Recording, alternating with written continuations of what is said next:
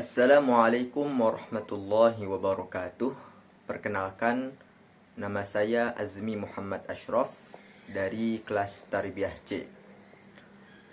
Video ini dibuat untuk memenuhi tugas ujian akhir semester pada mata kuliah Ilmu Rasam Utsmani. Pada kesempatan kali ini, saya akan membahas salah satu bab di dalam ilmu Rasam Utsmani, yakni bab ziyadatul ya atau tambahan ya. Kalimah-kalimah yang diberi ziyadah ya terdapat dalam 3 bagian. Bagian yang pertama adalah ziyadatul ya yang didahului oleh huruf hamzah yang berharokat kasroh dan tidak didahului oleh alif. Para ulama perawi Rasam Utsmani berittifaq memberikan ziyadah ya pada 3 kalimah berikut. Kalimah yang pertama yaitu naba setelah min pada jumlah min nabai, khusus di dalam surah Al-An'am ayat 34. Adapun kata naba pada selain surah Al-An'am ayat 34, maka tidak diberikan ziyadah ya.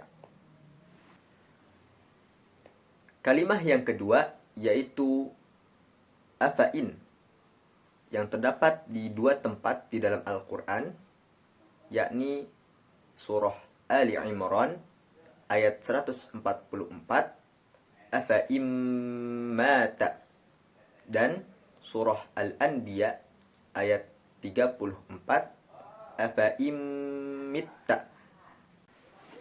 Adapun kalimah yang ketiga yaitu mala, yang beri'rab jar dan diidhofahkan kepada dhamir dimanapun saja berada di dalam Al-Quran.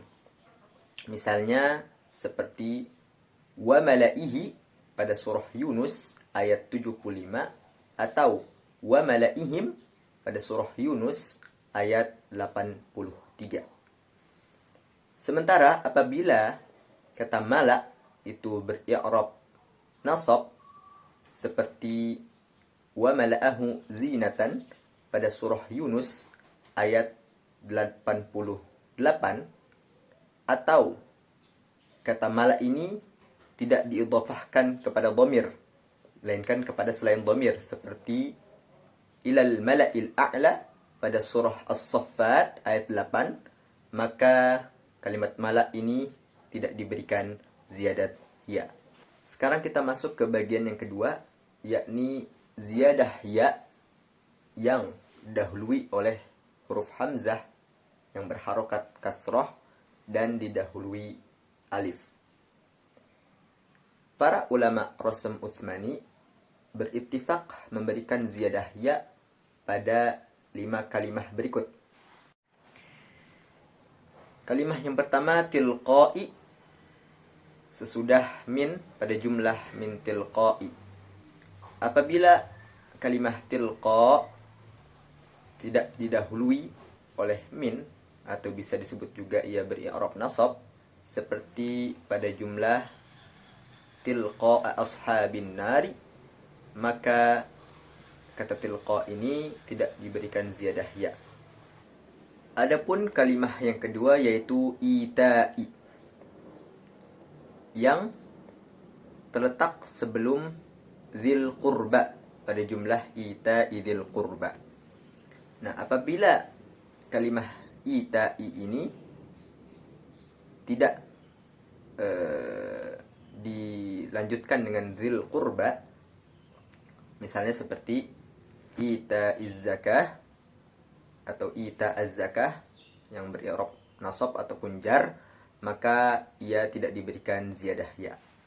Kalimah yang ketiga yaitu warai, yang terletak sesudah au min, yang hanya terdapat dalam surah Asy-Syura ayat 51, au min wara'i hijab.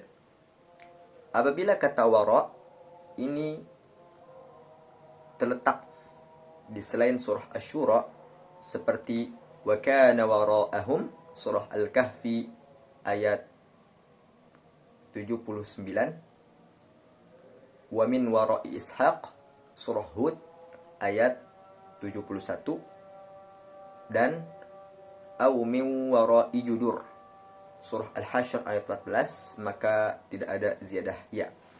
Kalimah yang keempat yaitu anai yang terletak sesudah min.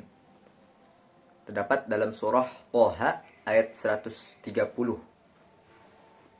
Wa min ana'il laili. Apabila kata ana tidak terletak sesudah min, seperti misalkan ana al-laili wa hum yasjudun pada surah Ali Imran ayat 113, maka tidak ada ziyadah ya. Kalimah yang kelima yaitu liqa yang terdapat pada surah Ar-Rum ayat 8 biliqa'i rabbihim dan ayat 16 waliqa'il akhirah. Ini merupakan pendapat Imam Al-Ghazi bin Qais. Sementara kata liqa yang terletak pada selain surah Ar-Rum, maka tidak ada ziyadah ya.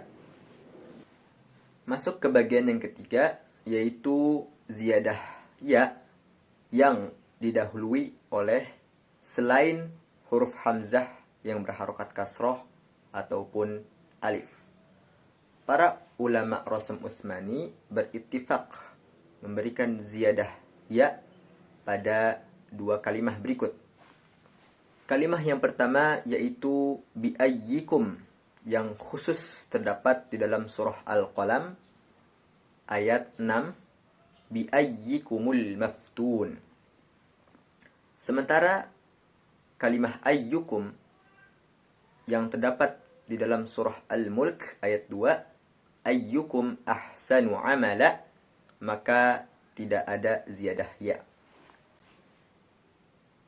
Kalimah yang kedua yaitu biaidin pada surah Az-Zariyat ayat 47 was-samaa'a banaynaha biaidin, yang mana ya yang pertama adalah ya asli, sementara ya yang kedua adalah ya zaidah itu sendiri.